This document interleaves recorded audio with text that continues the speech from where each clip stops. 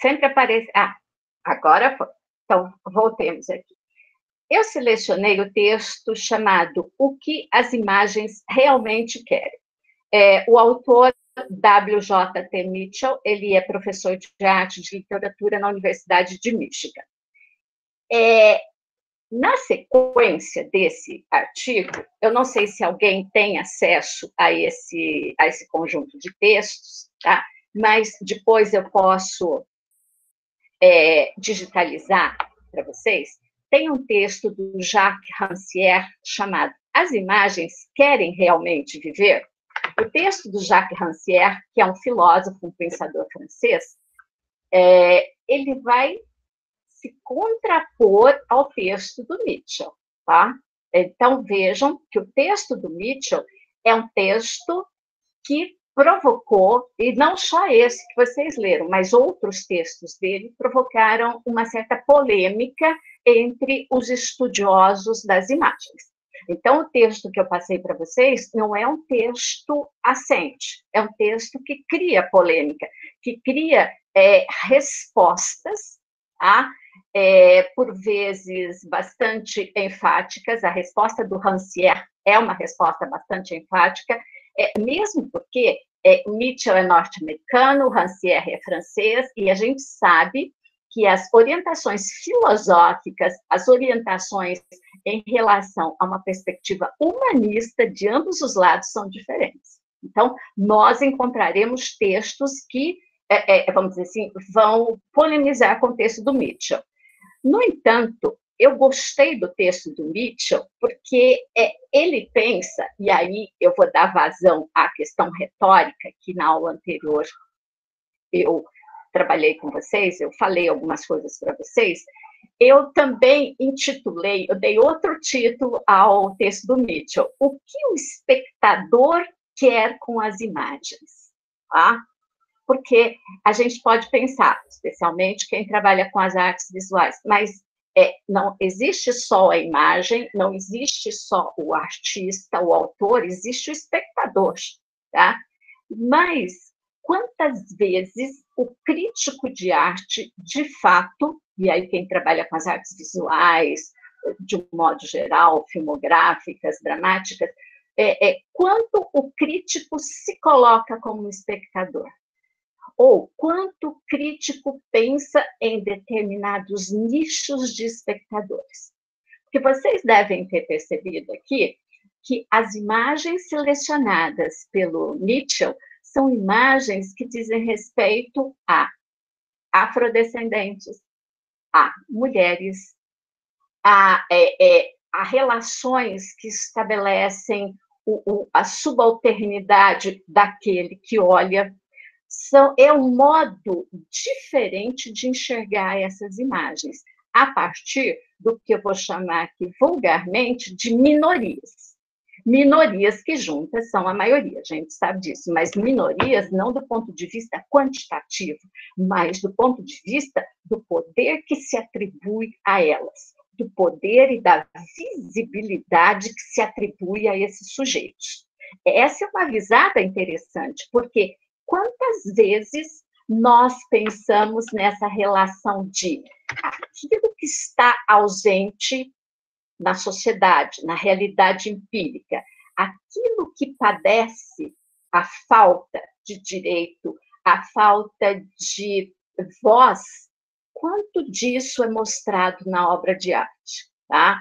Por exemplo, alguma imagem aqui é imagem de séculos anteriores.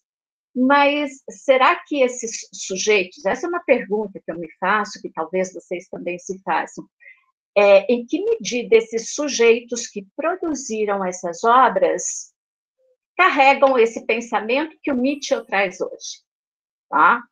Esse tipo de leitura que o Mitchell faz me parece possível hoje, depois que nós passamos pela luta, continuamos passando pela luta por direitos civis, direitos femininos, direitos de gênero, da identificação de gênero, tá? Isso, por exemplo, lá no século XVI, não era uma questão para aqueles homens e aquelas mulheres. Aliás, mulheres. Quantas mulheres eram eram passíveis de ter visibilidade naquele momento. Então, vejam que é um olhar do século XX, parte do século XX e do século XXI, não é o olhar de séculos anteriores.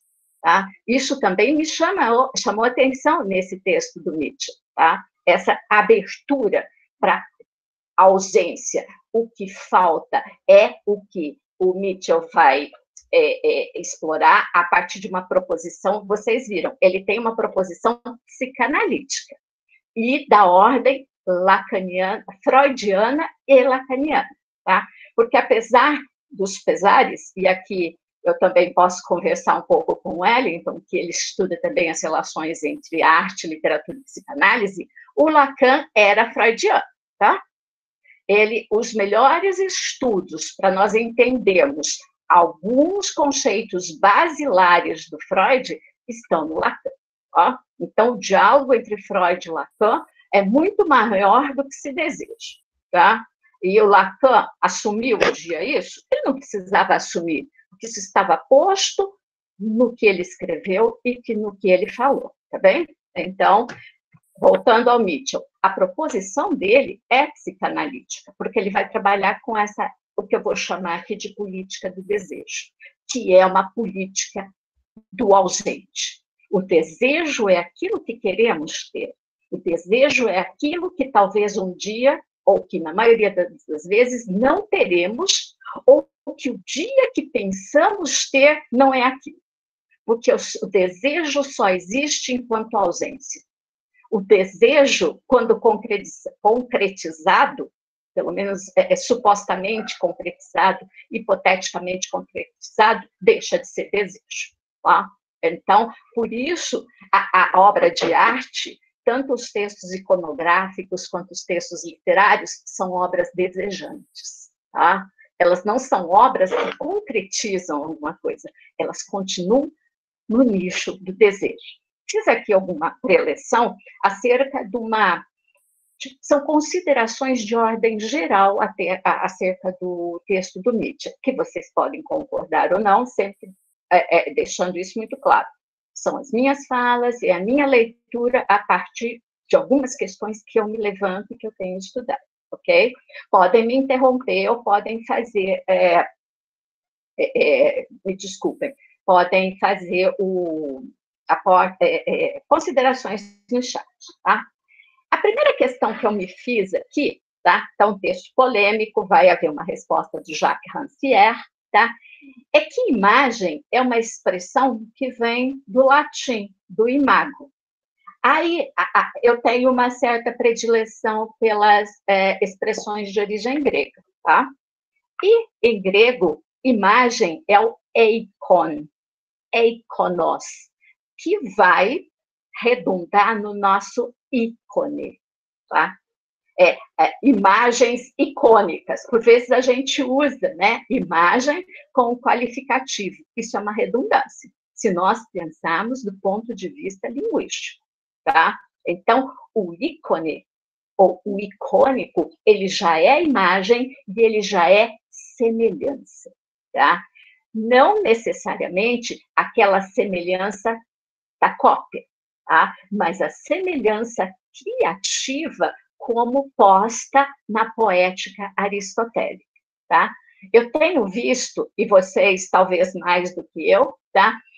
As pessoas postam uma imagem clássica de pintores como Van Gogh, sei lá, o Pollock, e a sua criação a partir dessas imagens já, vamos dizer assim, em circulação na mentalidade de determinados lugares do mundo, né? Eu tenho achado muito interessante, né? Colocam-se crianças, faz-se alguma alusão.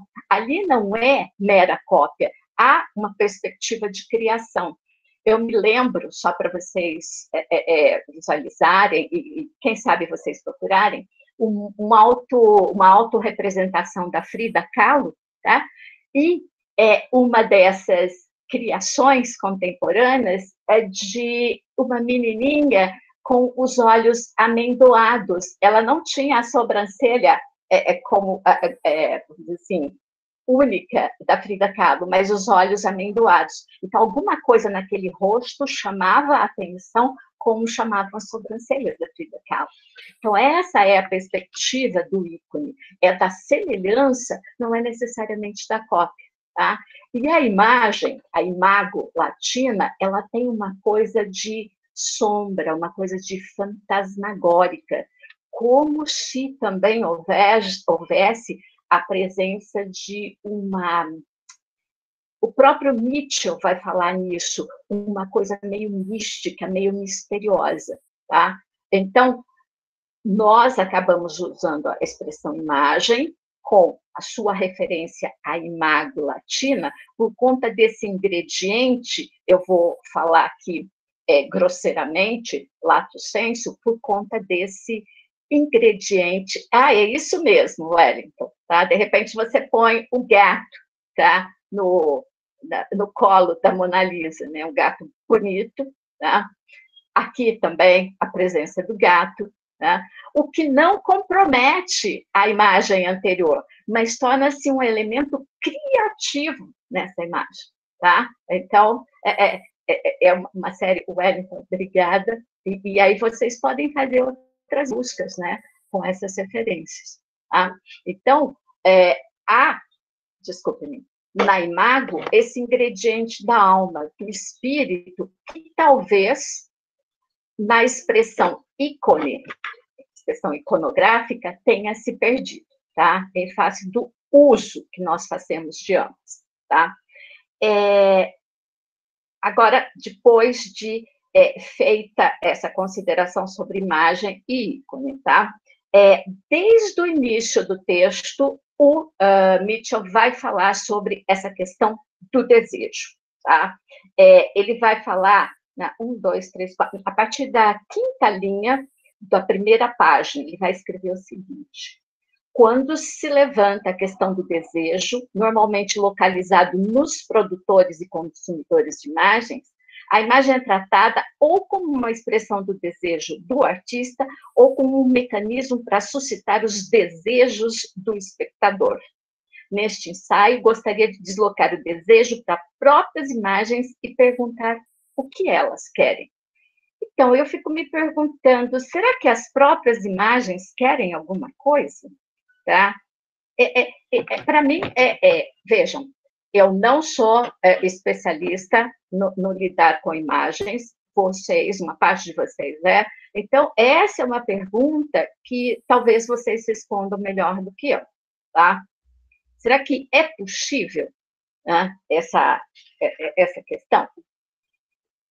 Na página seguinte, eu vou, talvez eu seja, não sei se eu vou ser polêmica, mas eu vou ser talvez eu estarei mais em dúvida sobre esse texto do que qualquer outra questão. Está gravando, Wellington?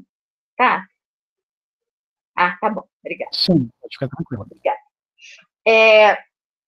Ele vai falar, numa questão a seguinte, que eu levantei o seguinte ponto: o desejo do outro que não é considerado na imagem.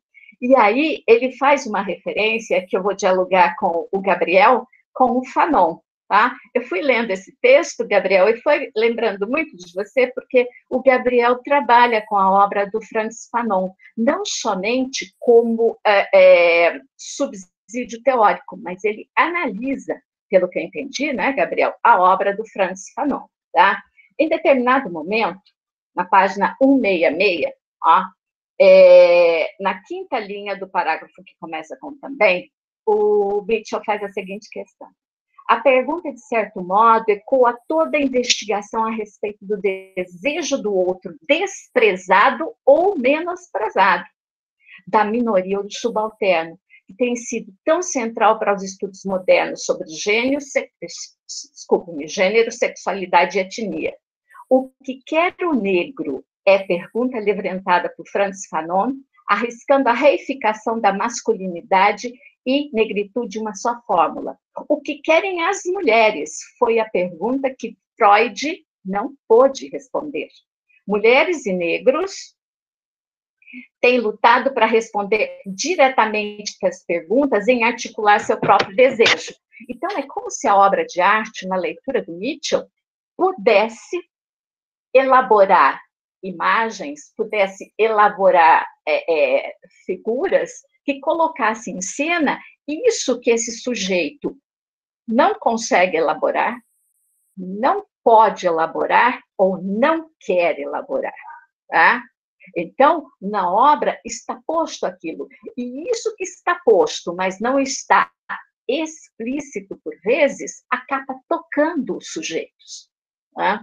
Então, vejam, aqui também é interessante ou é necessária uma política de educação estética do sujeito e que tenha, vamos dizer assim, um horizonte também de leitura que faça esse tipo de apreensão.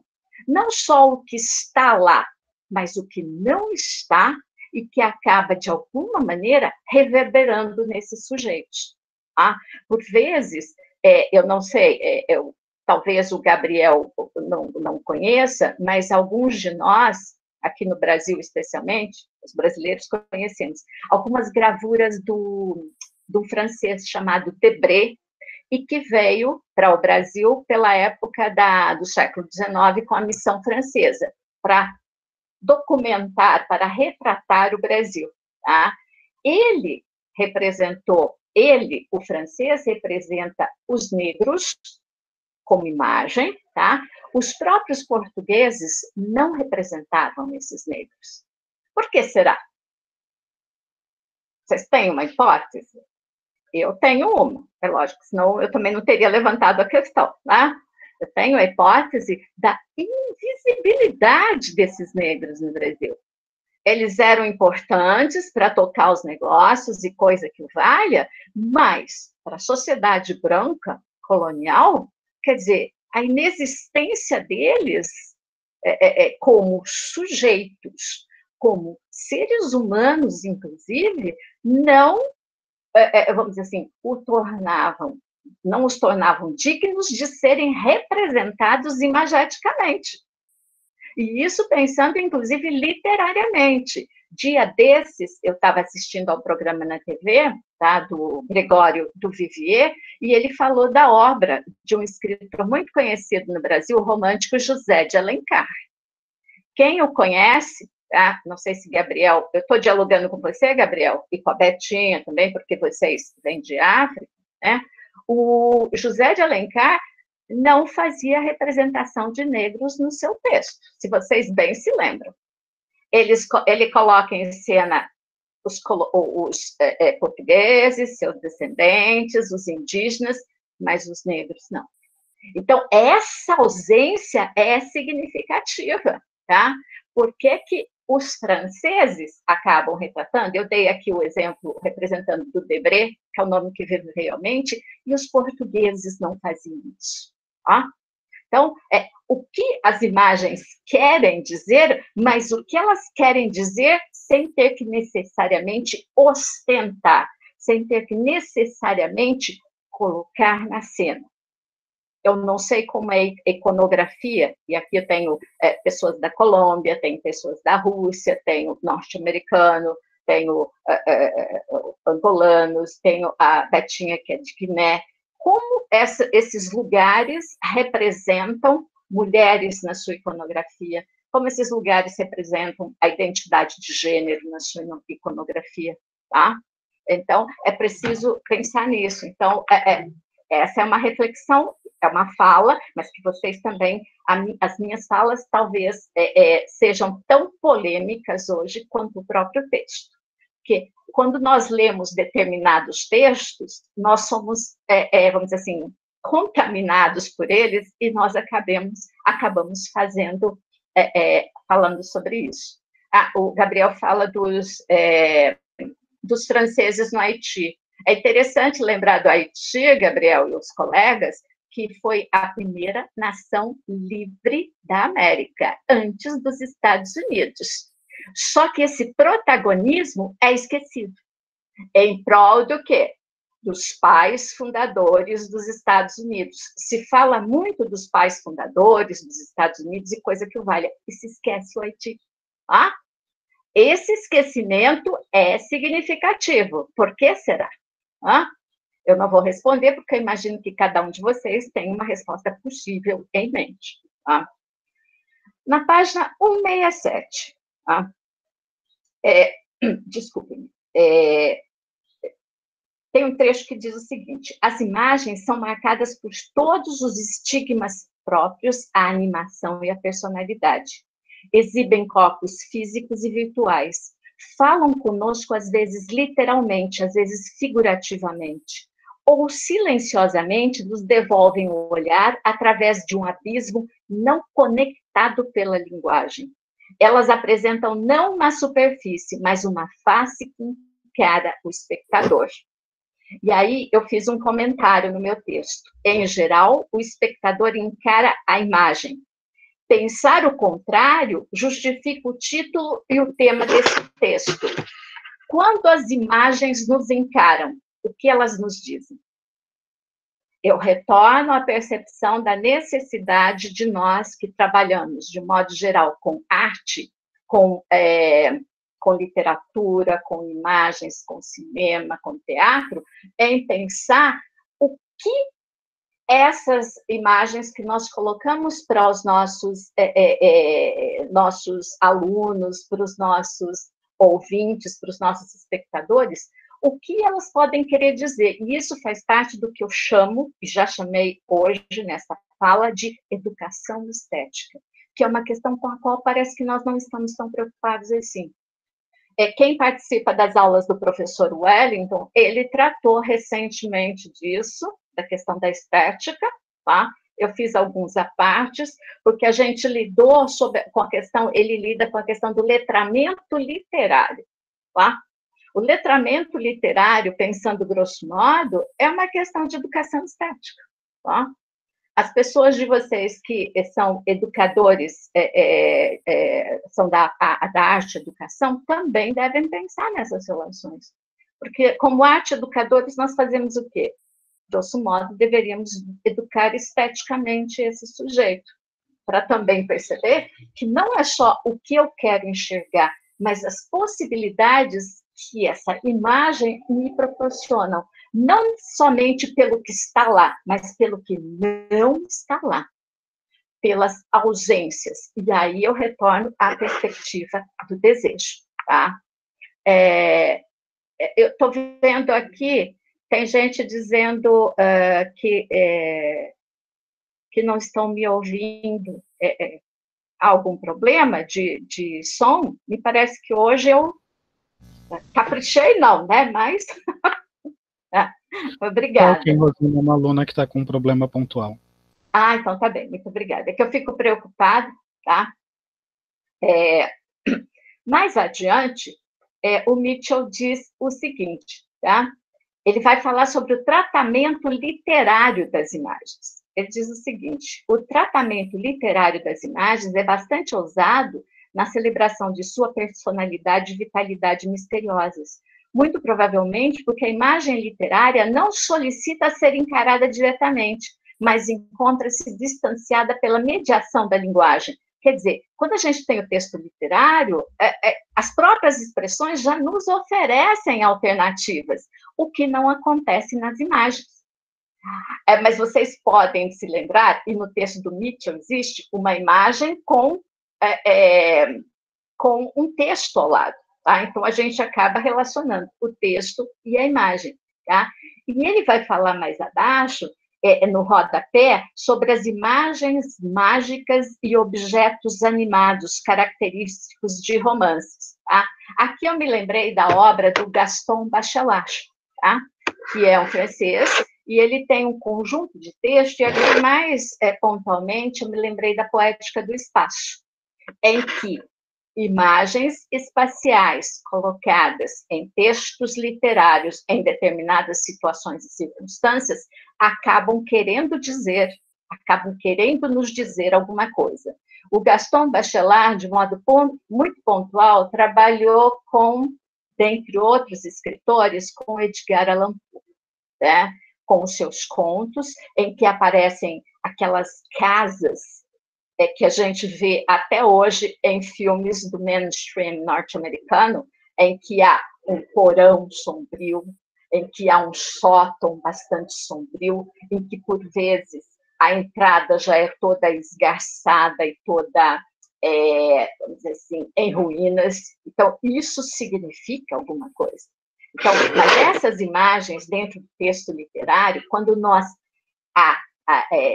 tratamos essas imagens espaciais correlato com os demais elementos da narrativa, nós conseguimos decodificá-las de um modo mais preciso, não sei, objetivo, talvez. Agora, quando elas estão numa imagem, a gente precisa aprimorar esse olhar, porque não está escrito nada ali. Tá? Nós temos que ter outras condições. Tá? Aqui, deixa eu ver aqui, mais um texto. Da página 168 para 169, a última linha da 168 para 169. Todos sabem que uma foto de sua mãe não é algo vivo, mas relutariam em destruí-la. Nenhum indivíduo moderno, racional e secular considera que imagens devem ser tratadas como pessoas, mas sempre estamos dispostos a fazer algumas exceções para casos especiais. Eu pensei aqui em casais que se separam depois de muitos desacordos e pegam as fotos nupciais e ou rasgam ou tiram a outra parte. Tá? Essa é uma imagem que me veio à mente, tá? E também me veio à mente um filme chamado Os Outros. Não sei se vocês se lembram, com a Nicole Kidman, e ele tem um diálogo muito interessante com um texto literário do Henry James, A Outra Volta do Parafuso. Quem assistiu aos Outros, quem não assistiu, fica aqui uma dica, tá? O papel da fotografia naquele filme é muito interessante, tá? Eu só vou falar isso, não vou dar o spoiler, mas como... E nós, leitores, espectadores daquele filme, a gente demora um certo tempo para perceber o que a fotografia significa dentro daquele texto filmográfico. Porque nós, depois de uma parte do século XX e século XXI, nós temos outra relação com a fotografia, tá? Então, por exemplo, fotografia eu entendo não como técnica, mas como imagem, porque meu pai também era fotógrafo, meu pai era advogado e fotógrafo. Tá? Então, eu vivi a minha infância toda com fotografia. Tá? E uma coisa que me chamava a atenção, que meu pai falava, mas que eu nunca vi, e não sei se ainda existe. No Nordeste do Brasil, era comum se tirar foto das pessoas dentro do caixão, e aquelas pessoas, e aquelas fotos, vamos dizer assim, comporem o álbum de fotos de família. O que para nós, eu estou pensando aqui, se alguém tem ascendência nordestina, talvez possa confirmar isso para mim. Mas o que, por exemplo, para nós, eu sou de São Paulo, do Sudeste, era muito mórbido, tá? Era muito estranho, né? Então, mas o que leva o sujeito a fotografar, especialmente crianças, né, dentro de um caixão e guardar aquilo como imagem, como recordação. Então, vejam que a relação que nós estabelecemos com essas imagens é bastante interessante. Então, o que era, tá? O Cid fala que esse ofício existe até hoje na Índia. Tá? Devem haver, então, lugares, tá? Que Sebastião Salgado, a Débora lembra dele. Tá? Então, vejam, o que as imagens também elas querem dizer, o que elas acabam colocando em cena em outros lugares que não somente naqueles lugares onde nós estamos acostumados a colocá-las. Porque o que era a fotografia no século XIX? O que ela representava para aquelas pessoas? Assim como o que era a fotografia, o que era, por exemplo, a imagem cinematográfica lá nos primórdios do final do século XIX na França. Então, qual a relação que nós, como sujeitos espectadores, estabelecemos com esses objetos? Então, não é só a condição da própria imagem, mas são as condições de recepção que são estabelecidas em nós. Por isso, eu sou professora de literatura portuguesa na graduação, já falei isso para vocês, tá?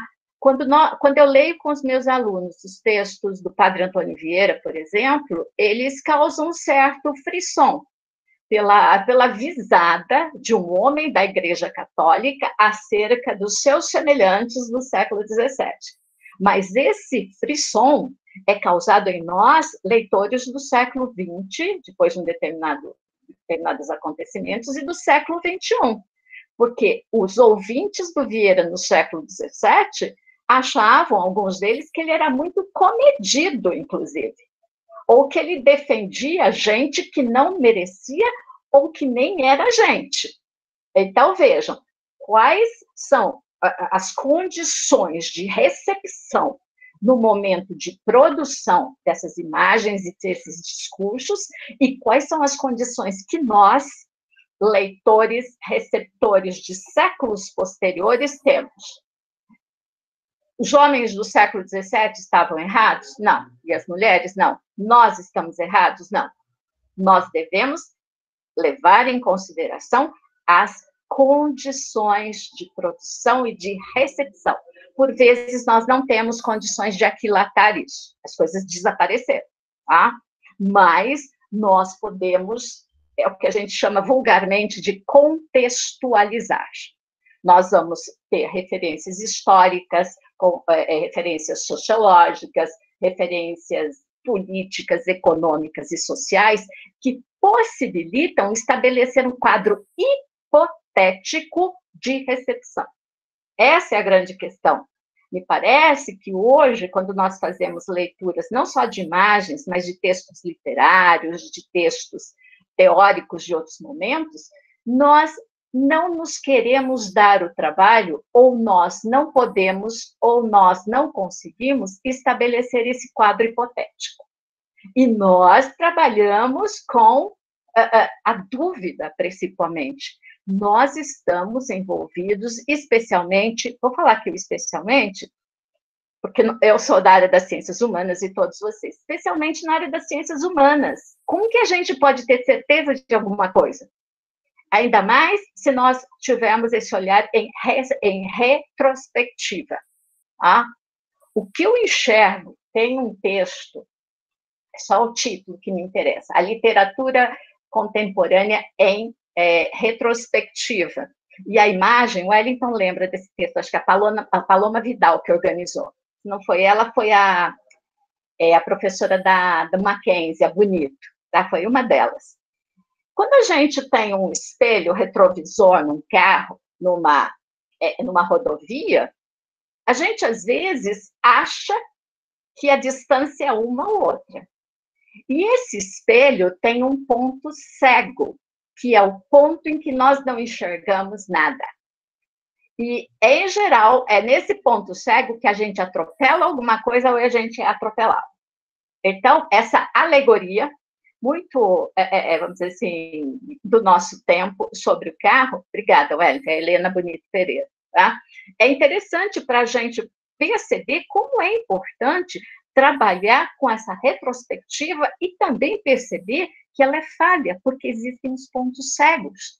Eu não consigo aquilatar, porque, por exemplo, no século XVII, não era importante para aqueles homens, e o Vieira era um homem altamente político, se eu pensar nele, altamente não, ele era um homem político, como que ele ia pensar em determinadas situações que abalariam a estrutura político, social e econômica do Estado português, por mais humanista que ele fosse. Tá?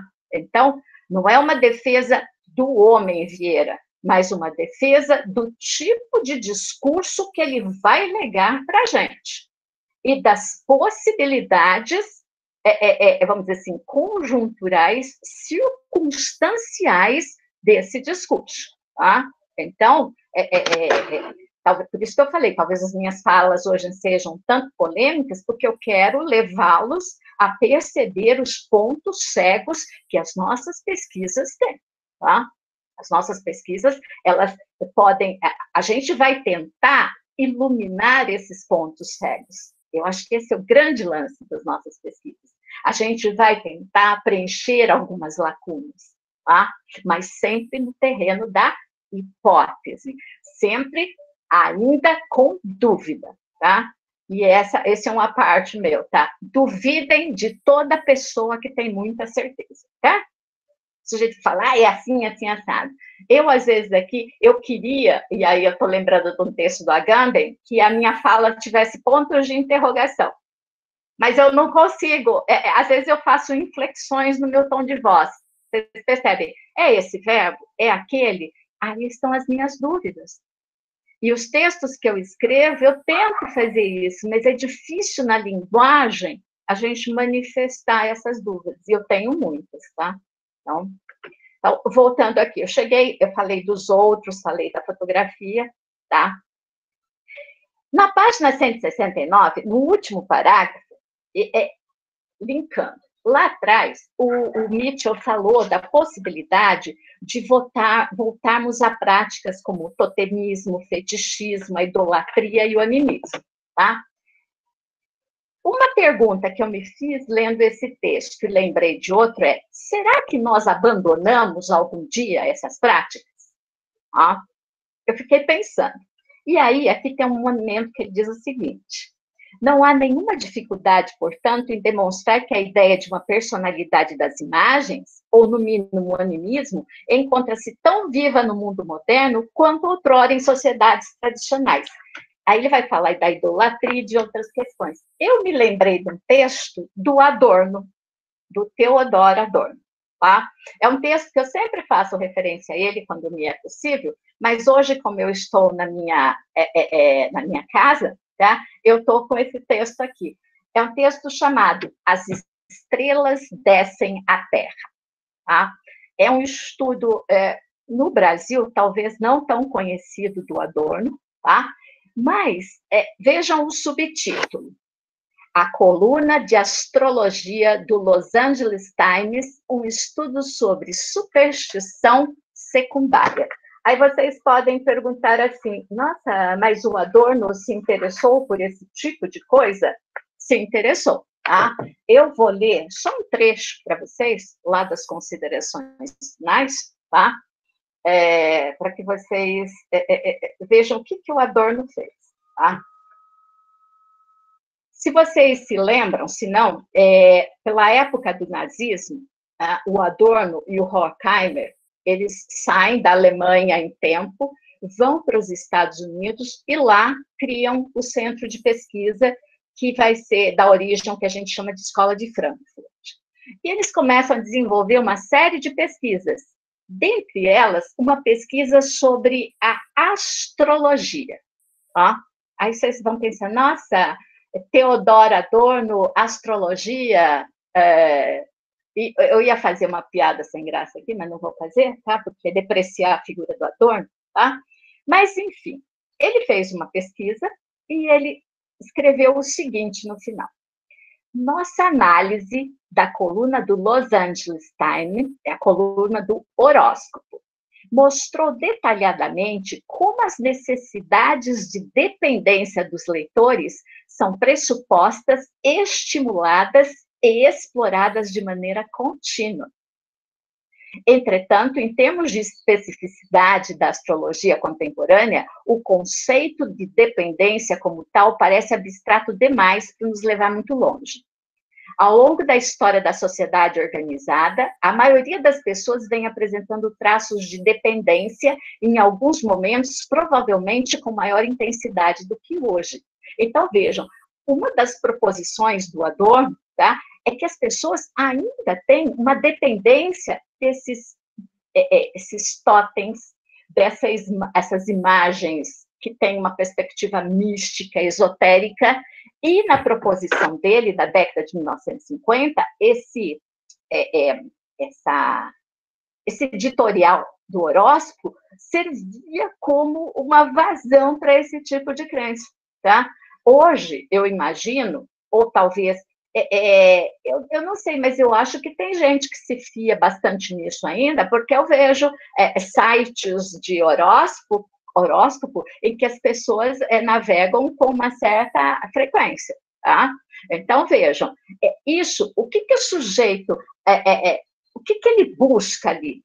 Ele busca num lugar para além deste lugar empírico, para além da sua realidade histórica e dos seus compromissos sociais e coisa que valha, algo para além deste mundo em que ele possa se fiar. Tá? E o que o Adorno percebeu? Ele percebeu que, num espaço de meses, o horóscopo, por exemplo, que era o horóscopo X, Sagitário, aparecia hoje um escrito. Dali 3 meses, aquele mesmo escrito aparecia num outro horóscopo. Então, não havia, de fato, uma pesquisa ou a elaboração de um mapa, sei lá o quê, que dissesse que aquele dia ia acontecer isso.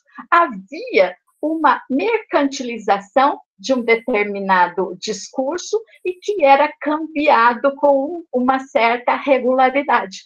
E as pessoas se fiavam naquilo. Então, a pesquisa do Adorno não era sobre o horóscopo, mas dessa necessidade das pessoas ainda se fiarem em alguma coisa para além desse espaço material, desse espaço histórico, para além desse espaço circunstancialmente marcado. Mais adiante, o Adorno vai escrever o seguinte: o que leva as pessoas aos diversos tipos de profetas do engodo não é apenas seu sentido de dependência, mas seu desejo de atribuir essa dependência a fontes superiores, em última instância mais justificáveis, mas também seu desejo de reforçar sua própria dependência, de não ter de tomar as coisas com suas próprias mãos, um desejo de certo que é engendrado pela pressão sob a qual elas vivem. Em outras palavras, a astrologia não pode ser simplesmente interpretada como uma expressão de dependência, mas ela precisa ser considerada uma ideologia para a dependência, uma tentativa de fortalecer e, de alguma forma, justificar condições penosas que parecem mais toleráveis quando se tornam alvo de uma atitude afirmativa. Aqui eu selecionei alguns trechos do Adorno, tá? Mas eu já vi, por exemplo, eu tenho um signo X, tá? E diz lá, pessoa que tem um caráter assim, assim, assado. Quando eu me fio que meu signo tem esse caráter, eu já estabeleço uma relação de dependência com esse caráter apregoado por alguém que é autoridade nisso. Ó. Então, é interessante como o Adorno vai trabalhar sociologicamente e psicanaliticamente esse tipo de dependência, que há uma relação com o que o Mitchell diz aí.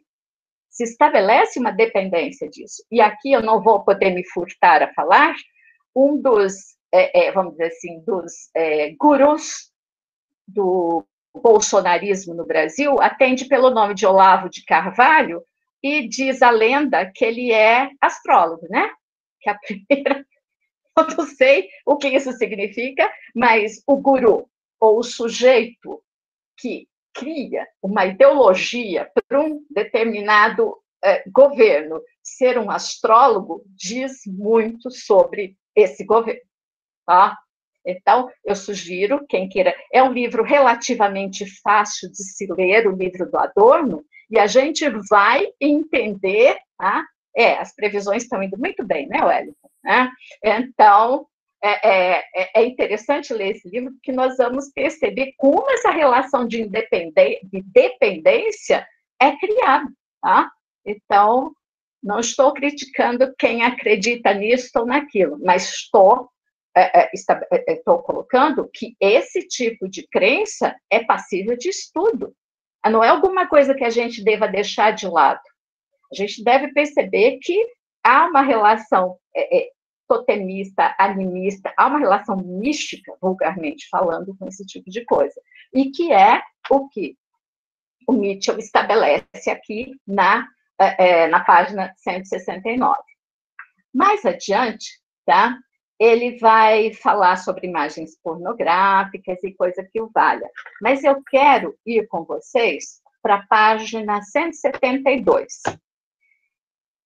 Em tempo, eu selecionei esse texto antes das situações acontecidas tanto nos Estados Unidos, tá, quanto no Brasil. Vocês sabem de algumas mortes ocorridas tanto no Brasil quanto nos Estados Unidos, tá? E quando eu fui lendo, eu fui estabelecendo algumas relações. Então, eu não selecionei, eu não estou me defendendo, mas estou dizendo aqui para alguns que possam pensar, nossa, ela lembrou de tudo isso. Não.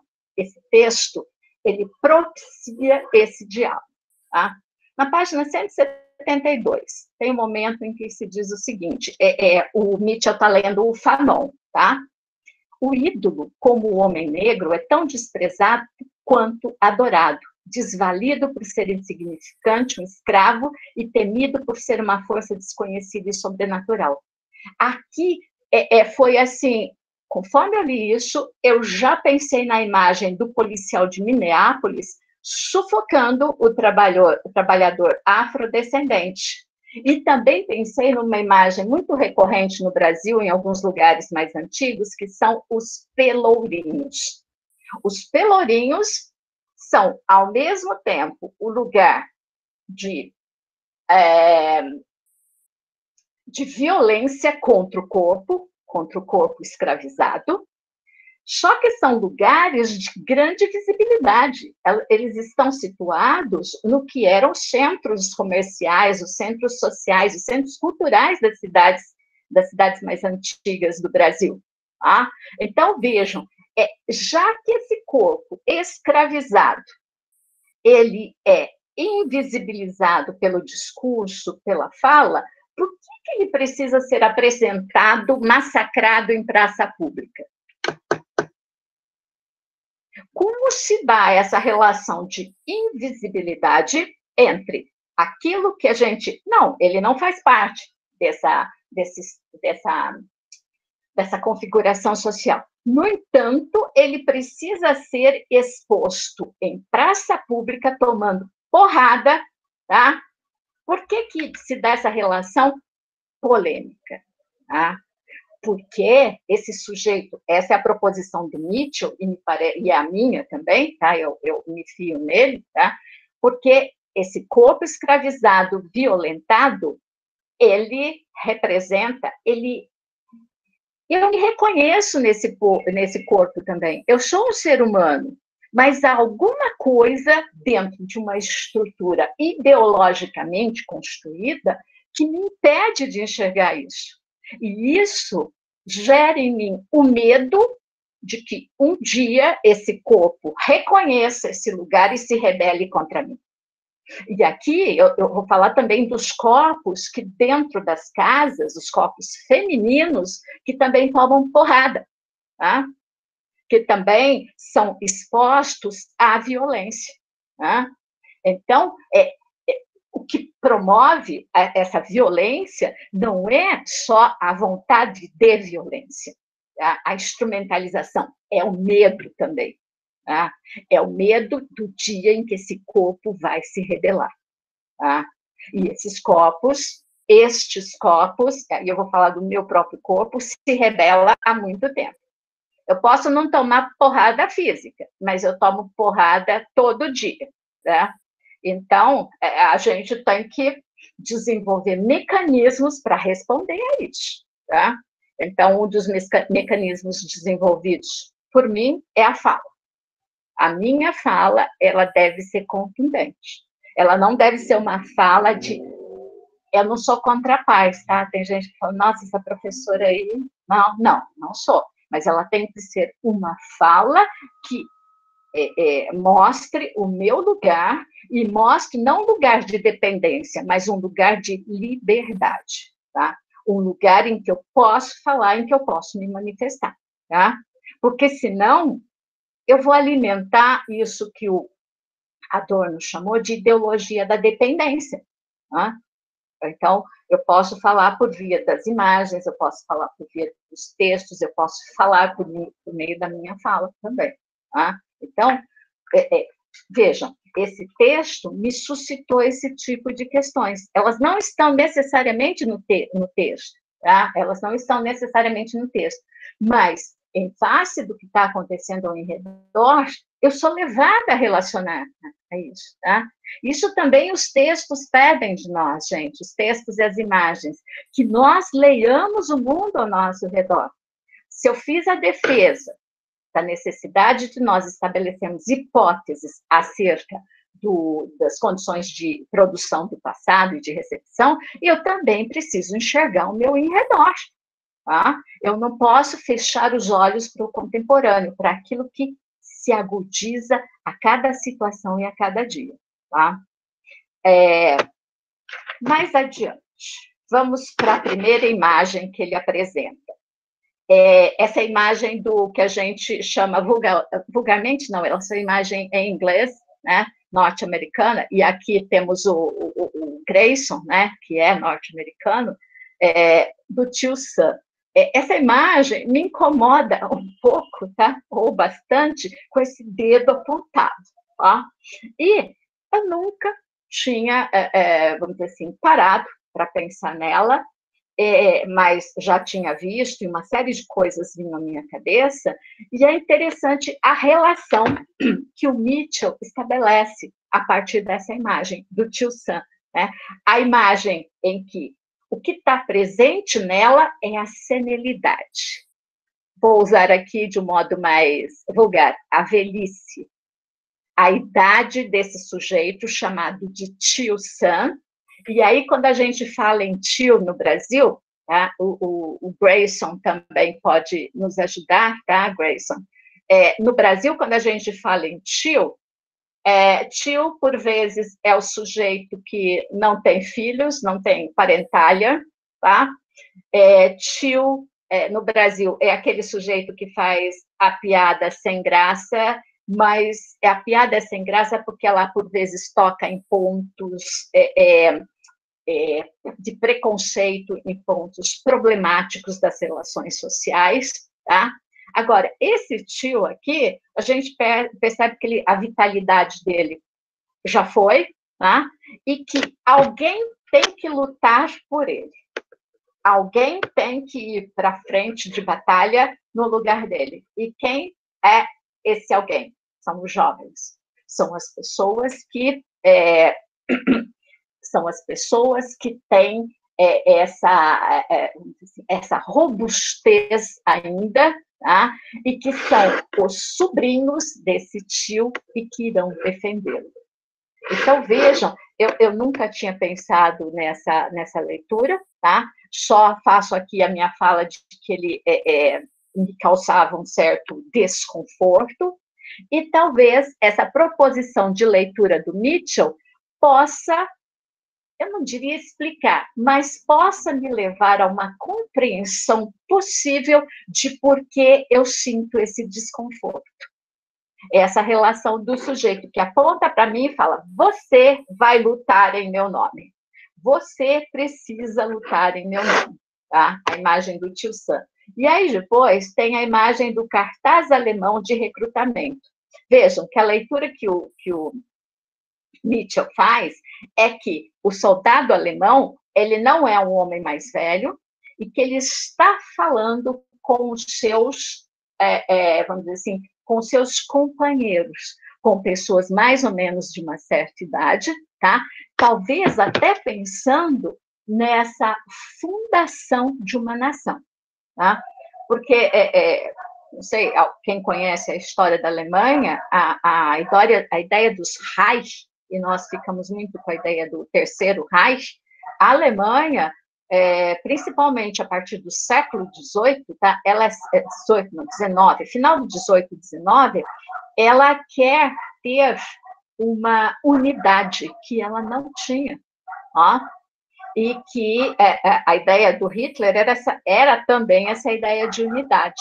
E para haver unidade, é preciso que as pessoas sintam-se iguais, é preciso que eu fale para os meus iguais. Então, aqui, um jovem soldado, tá? Na Primeira Guerra, também em busca de um Reich, mas aí sob outro comando, tá? Não adianta um idoso apontar o dedo para mim e falar, você vai para a guerra para me defender. Não. Você vai para a guerra, aí o soldado, porque nós compartilhamos de um mesmo ideal, nós temos essa jovialidade e nós vamos construir essa nação. É uma imagem que vai ser muito recorrente, por exemplo, depois também no fascismo italiano, tá? É uma imagem que vai ser recorrente em algumas imagens da China taoísta. Então, não estão aqui essas imagens, mas a gente pode pensar por semelhança. Aí a ideia do ícone, que funciona por semelhança, tá? E que, às vezes, pela imagem, a gente não vai por aí. Aí também uma imagem do Uncle Osama, tá? E depois, na página... Ai, telefone. Desculpa, o telefone estava ligado.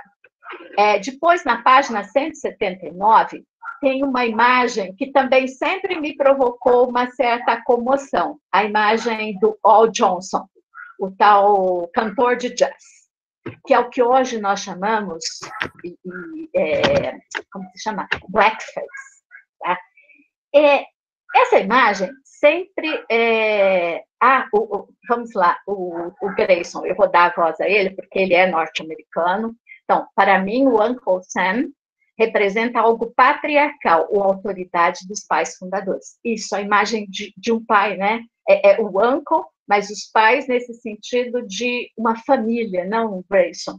Quer dizer, os Estados Unidos formam como uma grande família sob essa paternidade, e as pessoas devem lutar para que essa família permaneça unida. Vejam, também, a partir do apontamento do Grayson, eu posso pensar nisso. E ele diz que aquilo que a senhora disse do tio se aplica também nos Estados Unidos. Então, a ideia de família. Tá?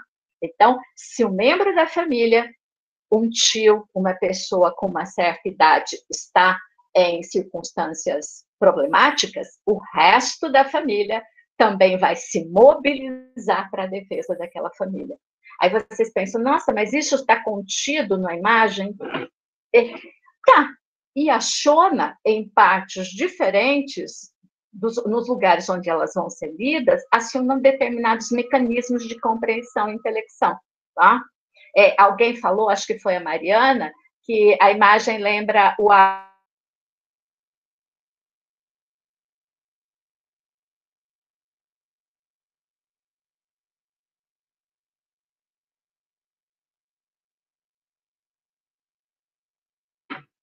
Ué, pessoal, vocês estão ouvindo a professora? Travou e... Não, Gabriela, travou aqui. Vamos aguardar um instantinho. Rosana? Pois não. Você vai precisar repetir a última parte porque travou. Qual que é a última parte? No segundo exemplo que você foi dar, depois que você explicou a questão do tio Sam e da figura paternal, nesse momento começou a travar. Quando eu fiz as considerações a partir dos apontamentos do Grayson? Isso. Então tá bem. Voltaram a me ouvir, gente? Queridos colegas? Então Sim, tá, obrigada. Sim. Obrigada, Gabriel, obrigado, Wellington. Então, vou voltar. Tá? Eu vou ingressar agora na imagem do Al Johnson, o cantor de jazz. Eu vou relatar uma parte da minha experiência com ele. Quando eu era criança, eu assistia esse filme. Eu fui criança lá na começo da década de 70. Tá? Aí eu achava aquilo muito estranho. Um sujeito que a gente sabia que era branco, passando alguma coisa no rosto, uma maquiagem qualquer, e ficando negro.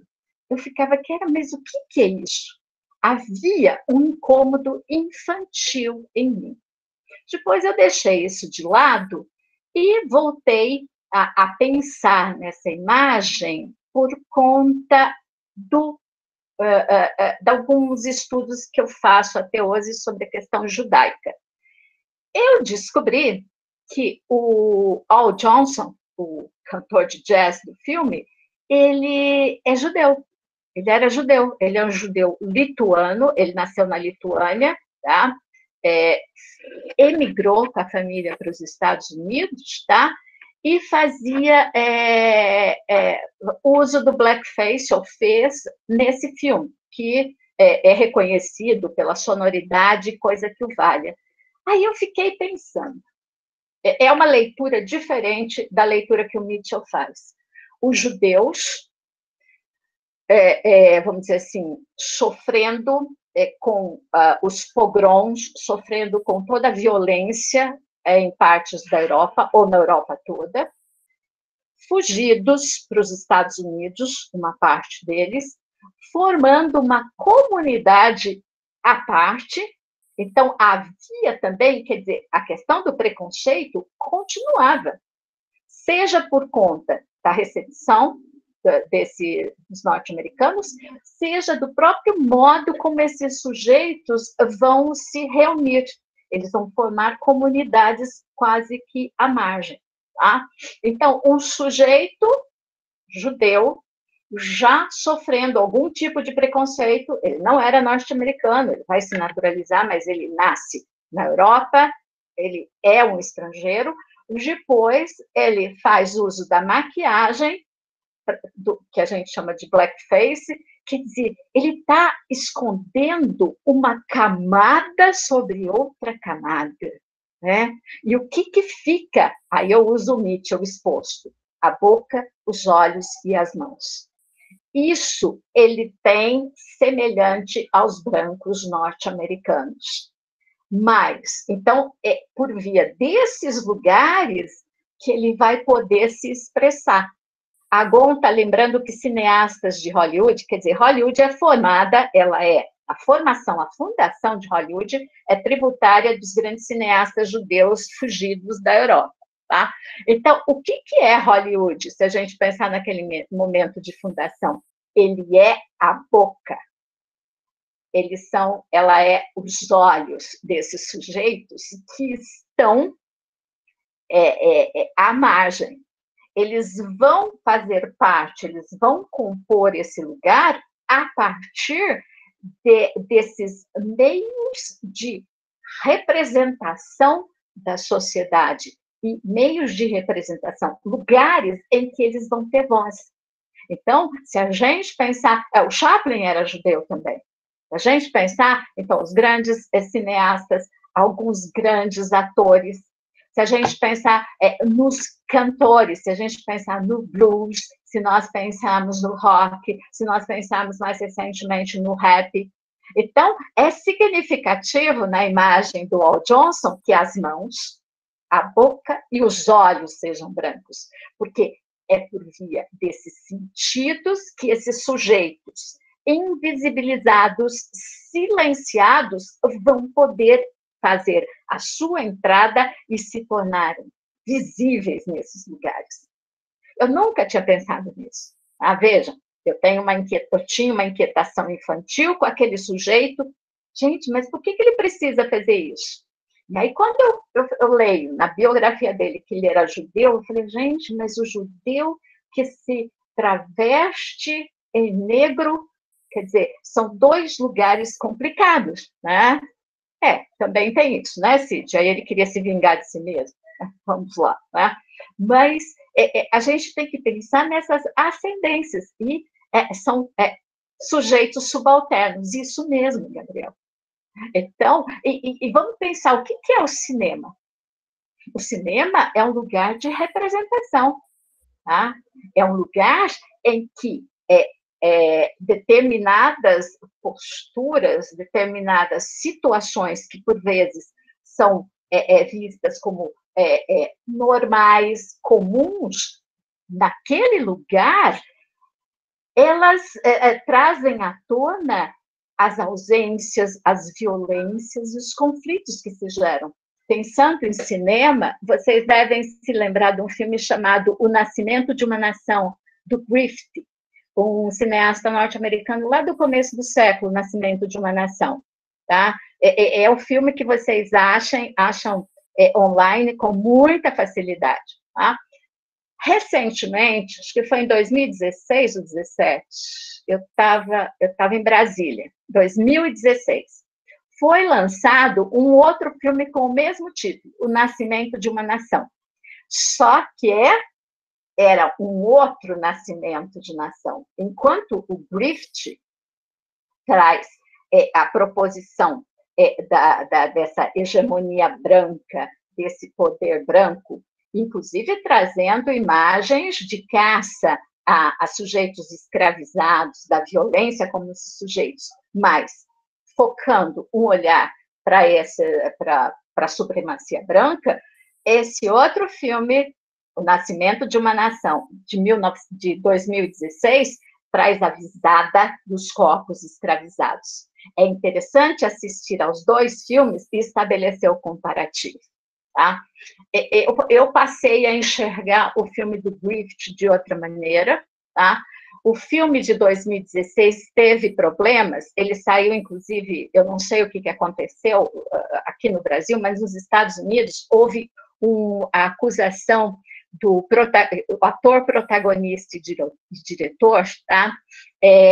Houve uma acusação de violência contra a mulher, estupro, na época em que ele era estudante. Então, estava na época do movimento do Me Too, tá? Então, houve essa acusação e o filme acabou sendo deixado ao largo. Então, vão vendo. Eu comecei lá do Griffith, com O Nascimento de uma Nação, falei do filme de 2016, falei da acusação sobre o protagonista e diretor do filme de 2016, acusado de violência, estupro contra mulheres, tá? E como isso foi tratado. Tá? É interessante como nós vamos percebendo essa progressão, esse processo, talvez esse processo, uma coisa que era lida, que tinha uma determinada funcionalidade um tempo, com o passar dos anos e com o passar das relações e com o passar inclusive, vou usar aqui o que o Gabriel colocou, com a exposição e o tratamento de um conceito como a subalternidade mudam o nosso olhar, tá? Então, eu sou quem é me orientando sabe disso, eu prezo muito pelos conceitos, tá? É preciso conceituar determinadas questões para que nós tenhamos um tratamento objetivo dos nossos objetos e dos nossos corpos de estudo, tá? Se eu não conceituo a questão, mas o conceito ele pode ser anacrônico. Gente, todo conceito um dia vai ser anacrônico. O conceito não é cristalizado.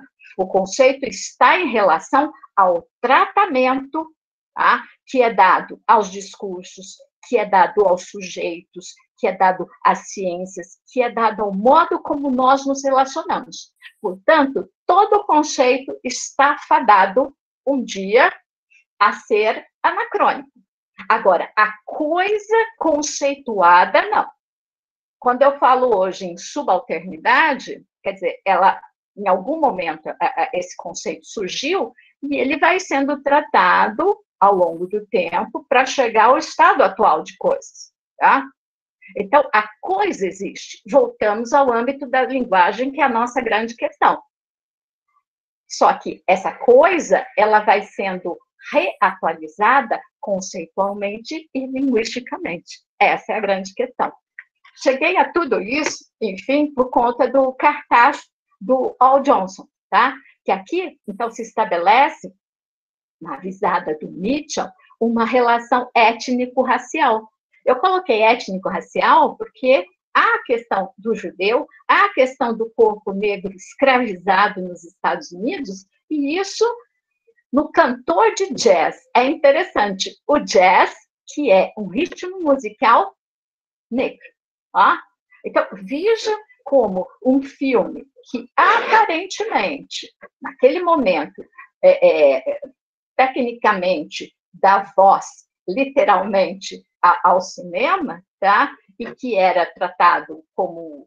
Havia uma questão do pai judeu, cantor de sinagoga, que não queria que o filho cantasse nos vaudeville da vida, então por isso ele se traveste, esse é o enredo do cantor de jazz. Então, por trás de uma história que é também uma história significativa, a história da autoridade do pai, dentro de uma determinada tradição, que não quer que o filho enverede por alguma coisa que não faz parte da tradição. Então, não era só entretenimento, mas alguma coisa que aparentemente poderia só entretenimento, como hoje ganha, ou como no passar dos tempos, ganha outras leituras tão significativas e tão argumentáveis quanto aquelas da década de 20, quando o filme vai à cena.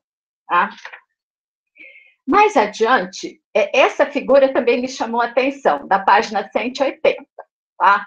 Não sei se vocês lembram, eu olhava assim para ela, porque antes de ler o texto, eu fiquei olhando para as figuras para pensar o que me vinha à mente. Eu falei, mas como que o Mitchell analisa essa figura e fala da boca que eu não estou enxergando? Aí, quando eu fui ler o texto, tá, ele dá essa notícia, está na página 180, nas 3 últimas linhas antes da figura. A desfiguração da imagem não é uma profanação, mas um signo de devoção, um reposicionamento do corpo pintado no corpo do espectador. As pessoas beijavam essa imagem. Então, a boca da imagem, da figura, está gasta de tantas pessoas beijarem. Tá? Aí eu me lembrei de uma história que o meu professor de alemão me contava, tá? Que ele... quando o Martin Luther, o alemão, tá? Vai fazer a tradução da Bíblia para o alemão, ele está numa espécie de cárcere privado, num castelo na Alemanha. Não sei se era Warburg, não me lembro o lugar. E ele falou que ele visitou esse lugar e que todo mundo que ia lá, ou a maioria das pessoas, queria tirar uma pedrinha do cantinho onde teria, da parede, onde teria sentado Martim Lutero, tá? Acreditando, talvez, que levando aquela pedrinha para casa, sei lá, ia se impregnar do espírito de Martim Lutero, ia ter uma visada mais, assim, ampla da vida religiosa, sei lá o quê. Então, me lembrei disso, como as pessoas, e aí, falando aqui novamente, me lembrei do texto do Adorno, como as pessoas se fiam no poder dessas imagens, desses materiais que teriam pertencido ou que teriam estado em contato com esses sujeitos. Tá? Eu me lembrei de um texto literário da literatura portuguesa, talvez alguns de vocês se lembrem dele, da Relíquia, do Eça de Queiroz. A Relíquia, um dos livros do Eça de Queiroz, um dos romances, tá? Em que o Raposo, tá? Depois Raposão, né? Em que ele contrabandearia relíquias da Terra Santa, então, isto é, pedaços da cruz, de Cristo, esse tipo de coisa para a Europa, e como ele ganha as graças da Titi, que é uma tia que, no primeiro momento, renegava, e que depois, a partir das relíquias, estabelece outra relação. Então, vejam como isso...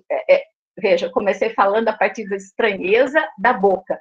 O que as pessoas, quando beijavam essa imagem, pensavam?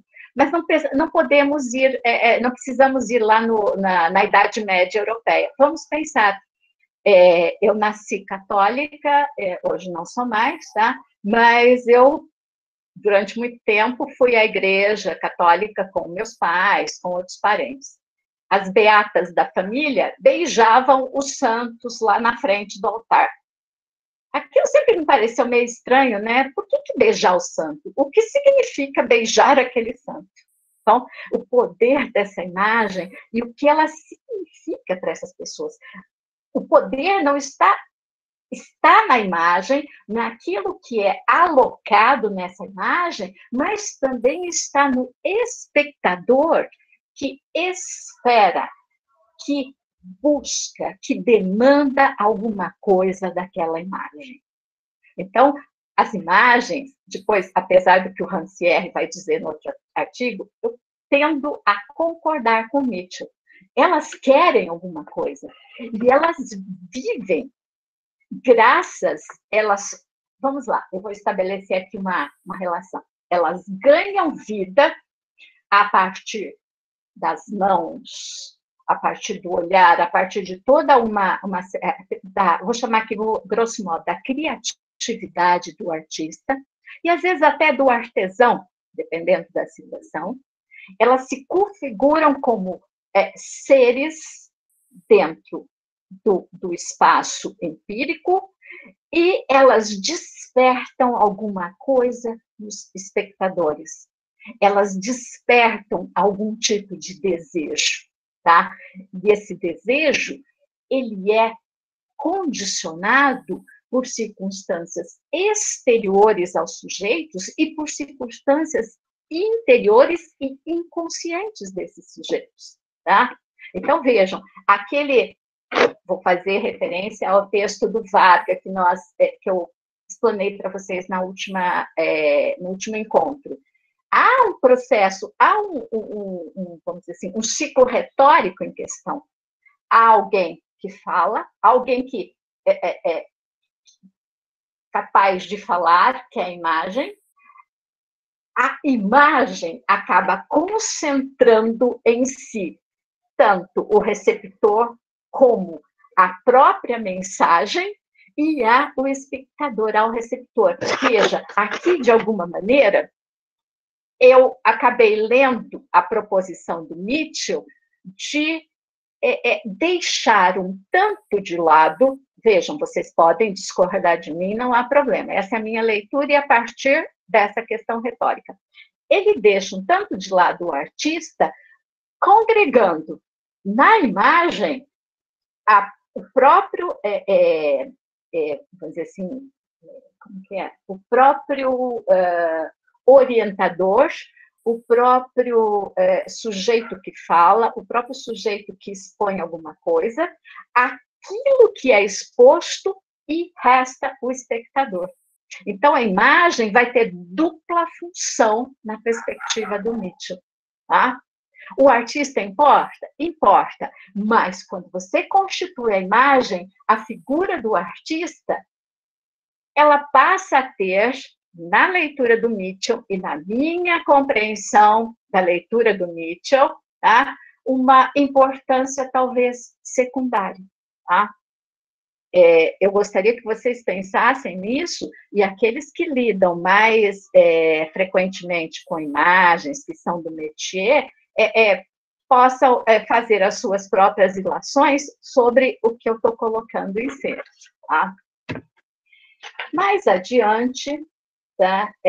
Há uma leitura de gênero, tá? Na página 183, em que se coloca em cena a figura da... Deixa eu ver. Aqui, Netinho Lutero, o Gabriel coloca, deixa eu ver. Muito bem, as imagens, tá? Mas é outra apropriação que se faz hoje da imagem, né, Rafael? Então, na página 183 para 184, há uma imagem de uma figura feminina, tá? E essa figura traz ao lado uma série de palavras que formam o texto. Seu olhar atinge a lateral do meu rosto. Então, o que isso pode significar? O Mitchell, nas duas últimas linhas da página 183, estabelece a seguinte leitura. Essa imagem envia ao menos 3 mensagens conflitantes acerca de seu desejo. Ela deseja ser vista, ela não deseja ser vista, ela é indiferente ao fato de ser vista. Aí ele coloca, acima de tudo, ela quer ser escutada, uma tarefa impossível para a imagem silenciosa e móvel. Eu não sei se vocês perceberam, aqui ele vai chamar a atenção para o que está escrito, mas vamos reparar no rosto dela. Me parece um rosto duro, um rosto me parece que é um quadro, alguma coisa assim, mas quando eu olho aqui, nessa imagem, na página do livro, me parece que ela é uma mulher marmórea, tá? Isso, Rafaela, obrigada. Ó, a Rafaela escreve, além disso, parece ser uma escultura que representa uma mulher. Então, essa imagem, Rafaela, que tem um ar marmóreo, eu, inclusive, penso que o material dessa escultura é mármore, que dá a imagem. Eu não estou querendo dialogar aqui. Vamos esquecer o texto escrito, tá? Parece uma figura representada por um olhar que não é necessariamente feminino, tá? Se eu enxergar só a figura, tá? Porque quando eu enxergo a figura com o texto, tá? E quando será se eu tivesse só essa figura, essa imagem como escultura, eu pensaria que foi uma mulher quem fez isso? E quando eu vi essa imagem, eu não sei, eu não sou uma conhecedora, tá? Talvez alguns de vocês sejam conhecedores melhores. Ela me lembra aquelas imagens da arte soviética pós-revolução bolchevique. Aquele realismo, eu vou chamar aqui vulgarmente, endurecido das figuras pós-revolução bolchevique. Então, algumas estátuas, tá? As próprias estátuas dos grandes líderes postos nas praças, em Moscou. Aí temos uma russa aqui, né? Elisaveta. Então, eu me lembrei, Elisaveta, dessas imagens também, daquele realismo soviético, é assim que aqui a gente conhece. Eu falei, eu não sou uma especialista, conheço algumas imagens. Aí eu fiquei pensando nessa relação, porque o Estado soviético, num primeiro momento, ele pregava a igualdade, especialmente quando se falava da classe trabalhadora, do proletário, quer dizer, não havia uma distinção muito clara entre homens e mulheres. Todos são trabalhadores e todos devem estar em favor da pátria, trabalhando, seja nas frentes de obras, seja no exército, seja em vários lugares. Então, há também, no meu imaginário, uma remessa a esse realismo soviético, em que, pelo menos teoricamente, ou pelo menos em determinadas faixas da hierarquia social, esses sujeitos, o masculino e o feminino, tinham iguais relações de poder e de direitos. Mariana, parece com a imagem da produtora soviética Mosfilm, tá? Eu não conheço, Mariana, mas me fio na sua fala, tá? Então, vejam, ela pôs aqui a imagem, as referências, a Mariana, aí vocês podem ver. Então, vejam, o Mitchell propõe uma leitura, mas eu estou fazendo aqui as minhas falas, e vocês estão vendo, a gente vai recuperando outras imagens, e estabelecendo, já que aqui, nessa imagem, há uma relação de gênero, tá? Que mulher é essa? Que representação de mulher é feita nessa imagem? O nome dela é Bárbara Kruger. E está escrito, qual é o nome dessa imagem? Sem título. O título, me parece que pode estar aqui ao lado. Seu olhar atinge a lateral do meu rosto. O que pode, aí eu vou ler o que está escrito. Quer dizer, o seu olhar não me atinge por completo. O seu olhar só mira, só vislumbra uma parte de mim.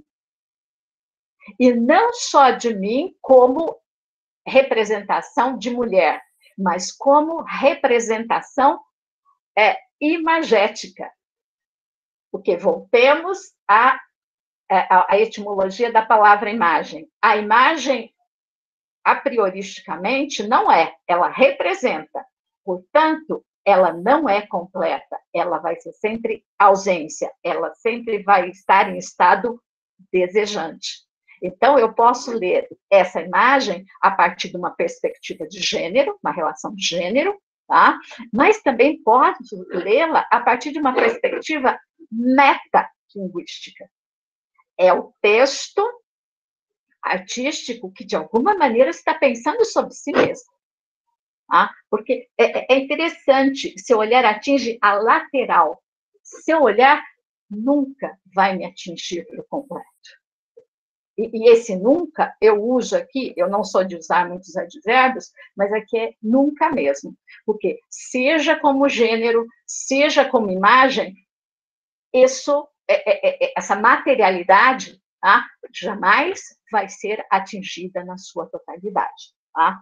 Então, vejam, eu estou fazendo leituras a partir do texto do próprio Mitchell e das imagens que eu tenho circulando na minha cabeça, tá? Então, aí, depois dessa imagem, o Mitchell vai fazer a grande pergunta. Então, o que querem as imagens? Podemos tirar deduções gerais a partir desse rápido exame? Tá? Aí, ele vai, lá no final, no final não, na página 185, ele vai considerar o seguinte: as chaves para esse deslocamento são consentir com a ficção constitutiva das imagens como seres animados, quase agentes, simulacros de pessoas. E aqui, lembrem que eu falei que num processo retórico nós teríamos o emissor, aquilo que se emite, o receptor. A partir do momento em que ele propõe isso, eu penso que a imagem pode ser o próprio receptor, porque ela emite alguma coisa. Ela é o que emite a mensagem e ela é a própria mensagem. Eu dou vida a essa imagem porque ela é capaz de criar alguma coisa em mim.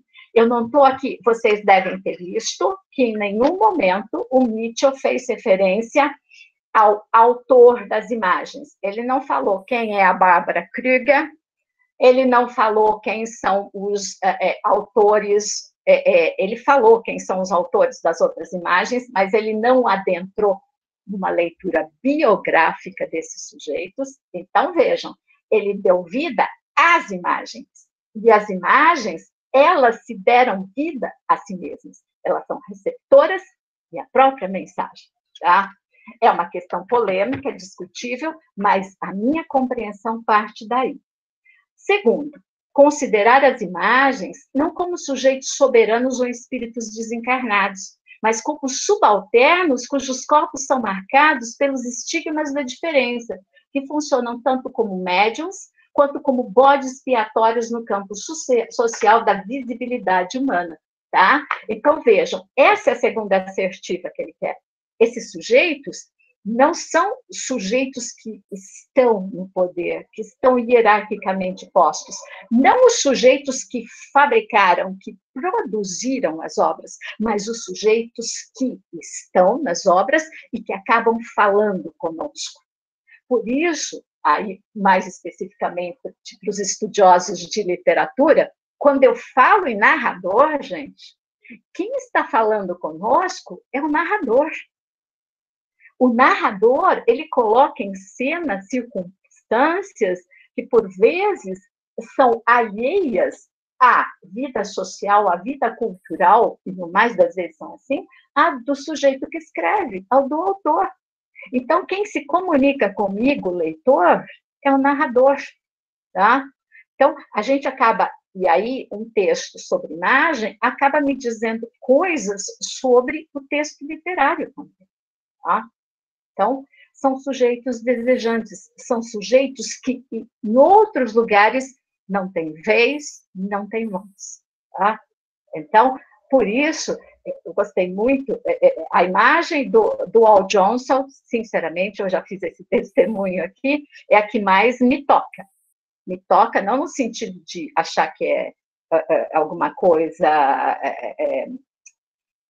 que me cause compaixão, mas que me cause uma certa compreensão, uma certa afinidade com alguma coisa que ela tem a dizer, tá? Então, e para falar também, uma das expressões chaves desse texto, eu me remeto novamente à fala do Gabriel, é subalternidade, tá? Como essas relações de subalternidade acabam implicando ou são interessantes na leitura dessas imagens, tá?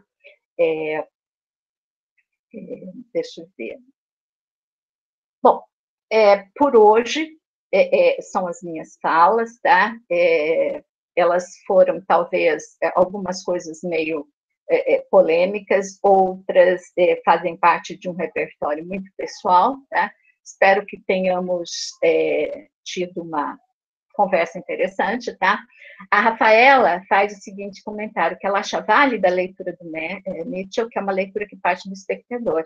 A leitura do artista é importante, mas a leitura do outro sempre leva a obra para outros lugares que o artista nem imaginou. É isso mesmo, Rafaela, tá? A gente tem que pensar nisso, porque tem um texto do Mallarmé, acho que é do Mallarmé, em que ele vai assistir a uma aula sobre um analista, vai analisar um texto dele, do Mallarmé, que era um grande poeta francês. E aí, na exposição, ele ficou, assim, vamos dizer assim, bastante admirado que o professor que estava dando a aula descobriu coisas que ele nunca tinha pensado sobre o texto dele e que ele achou pertinentes, tá?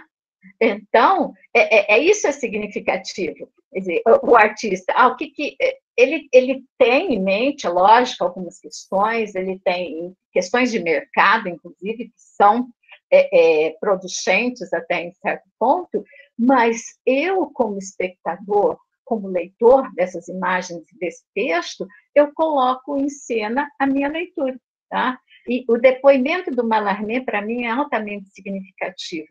Como aquilo que ele não tinha pensado era significativo a partir dos argumentos postos pelo professor e esses argumentos terem sido retirados do próprio texto, tá? Que é, Rafaela, o que eu imagino que o Mitchell fez. O Alex coloca, esta dualidade imagem-criador me lembra a seguinte frase, o artista é quem dá o tiro, mas a bala, a obra, foge ao seu controle. E ela, lógico, eu vou continuar aqui, Alex, lógico, não de modo beligerante, mas essa bala atinge o espectador. E o impacto dela sobre nós vai gerar uma resposta. Tá? O que eu tenho a dizer a isso que me atingiu? Tá? E o que me atingiu foi a obra, não foi o artista. Tá? Mas aí é uma outra discussão, né? Eu lembro que eu falei para vocês do filme de 2016, em que o diretor, protagonista, o filme é muito bom, gente, vale a pena assistir, tanto do Griffith quanto dele. Me desculpe que eu não me lembro o nome, nem tive tempo aqui de procurar, tá? Mas depois de uma acusação, né, o sujeito, na época da universidade, não sei em que momento ele é acusado, tá? Algumas posturas têm que ser revistas, tá? Então, eu agradeço pela compreensão e pela atenção do dia de hoje, tá? E gostaria que pensassem sobre essas questões e, lembrando, vamos à questão pragmática. Vocês têm até hoje às 23h59, tá? Para postar suas atividades.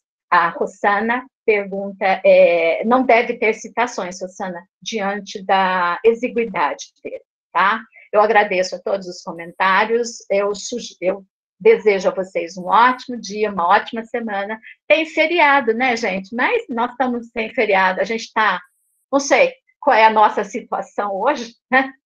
Então, um bom feriado para todos, tá bem? Tá? Gabriel, se você quiser mais alguma questão, pode me mandar no privado, tá bem?